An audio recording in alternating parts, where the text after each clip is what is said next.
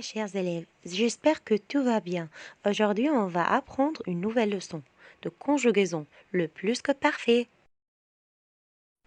Pour former le plus que parfait, on utilise l'auxiliaire être ou avoir à l'imparfait, plus le participe passé, juste comme le passé composé qu'on a déjà pris. Par exemple, j'avais réussi ou encore elle était partie.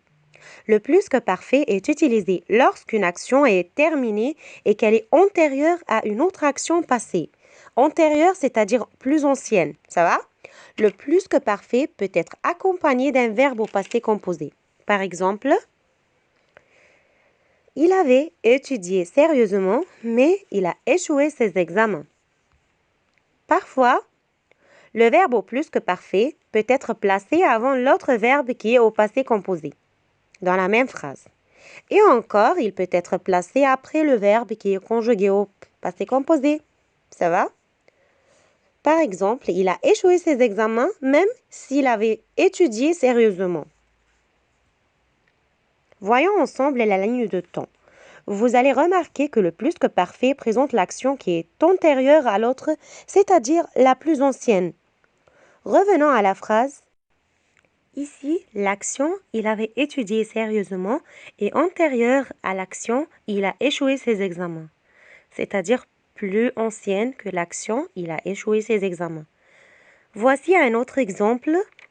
Je lui ai demandé de faire ses devoirs, mais il les avait déjà faits. L'action « il les avait déjà faits » est au plus que parfait, car l'action de faire le devoir est la plus ancienne, c'est-à-dire elle est déjà terminée quand l'action de demander a été faite. Faisons un rappel sur le passé composé. Au passé composé, nous utilisons l'auxiliaire être ou avoir, plus le participe passé du verbe. Ça va? On utilise avec tous les verbes l'auxiliaire avoir. On utilise l'auxiliaire être seulement avec les verbes qu'on a déjà étudiés en classe à l'aide de la chanson. Vous vous rappelez de la chanson? Mourir, naître, entrer, rentrer, retourner, descendre, monter, tomber, revenir et arriver ensemble. Tout le monde doit devenir bon élève en français, sortir, partir, venir, aller, rester et passer par. Mais dans cette leçon, faites attention comme ça, vous allez voir l'auxiliaire conjugué à l'imparfait. Ça va?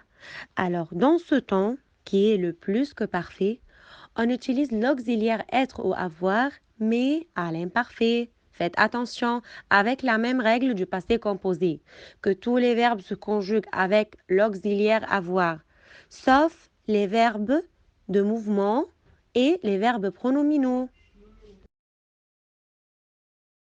Comme ça, on a terminé pour aujourd'hui. À la prochaine!